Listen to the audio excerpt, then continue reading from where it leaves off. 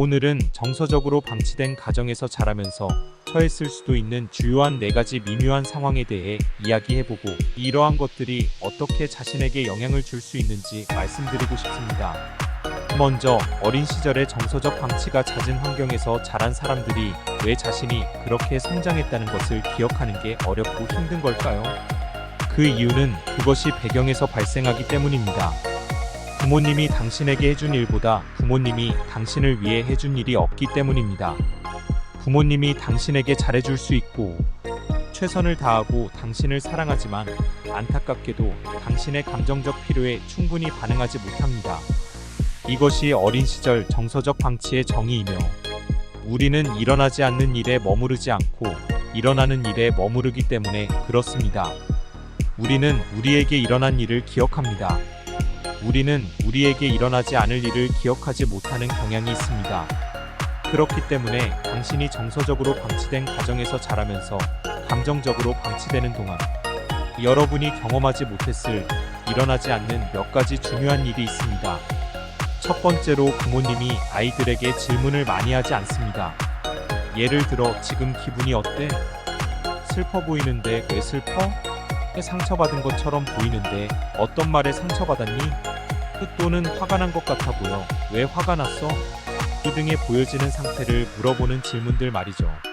실제로는 감정에 직접적으로 관련된 질문이지만 아이가 충분한 질문을 받지 않은 경우에 모든 종류의 질문입니다.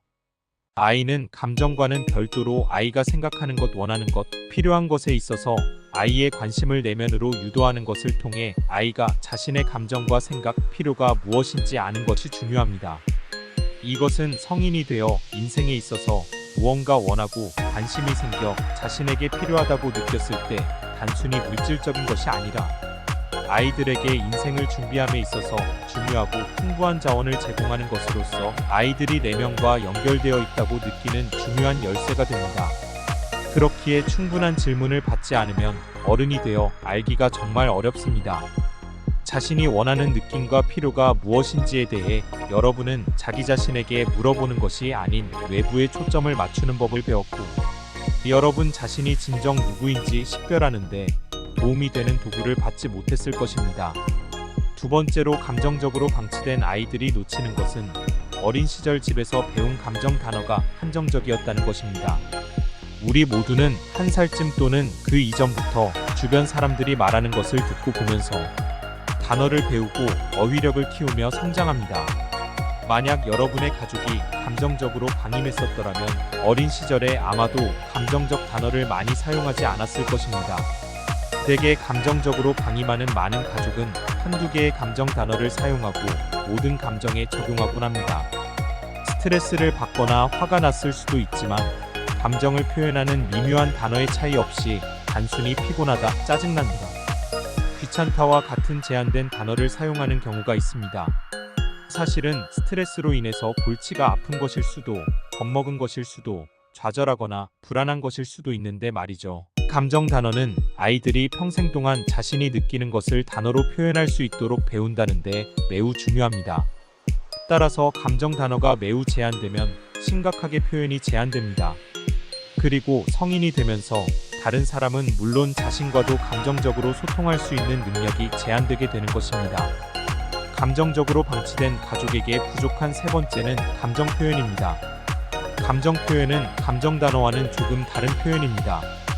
때론 감정과 관련된 것에 대해 이야기하는 것은 고통스럽거나 불편한 갈등과 같은 종류의 주제일 수 있습니다. 예를 들어 가족 중 누군가 돌아가신 경험이 있는 경우 상실과 슬픔, 그리움에 대해 이야기할 수 없는 상황과 분위기를 조성함으로써 감정적으로 방치가 가족 내에 일어납니다. 이러한 분위기를 통해 아이들은 우리가 이것에 대해 이야기하면 안 된다고 생각하며 그것에 대해 침묵해야 된다고 배우게 됩니다. 그러나 이것은 매우 해로운 메시지입니다. 왜냐하면 이러한 감정에 대해 이야기하는 것은 우리가 사람들과 연결되는 주요 방법이자 감정을 해소하는 열쇠이기 때문입니다. 그러나 정서적 방치 속에 자란 사람은 가족에 대해 이야기하면서도 주요 사건에 대해 이야기하지 않고 감정적인 가족 문제에 대해 이야기하기를 피합니다. 특히 가족이 많고 문제가 심각할수록 이야기할 가능성이 줄어듭니다.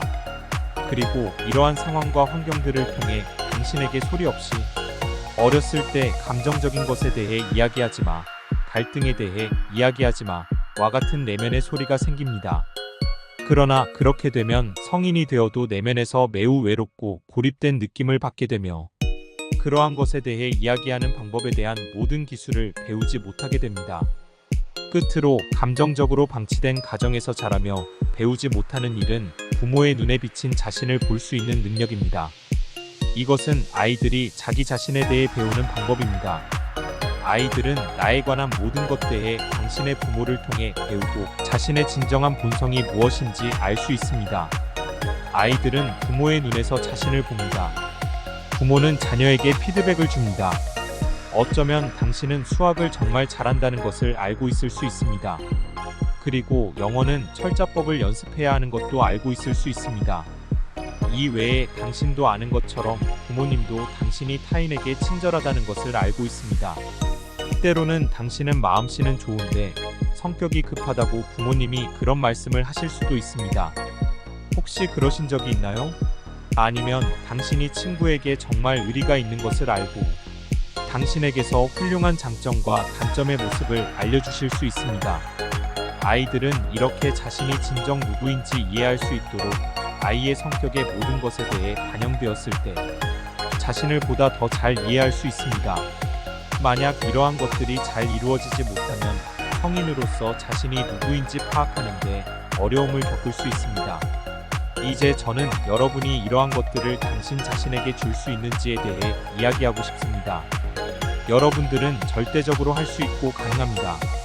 저희는 많은 사람들이 이렇게 자신이 정말 원하는 것이 무엇인지 스스로 물어보는 작업을 하는 것을 보았습니다.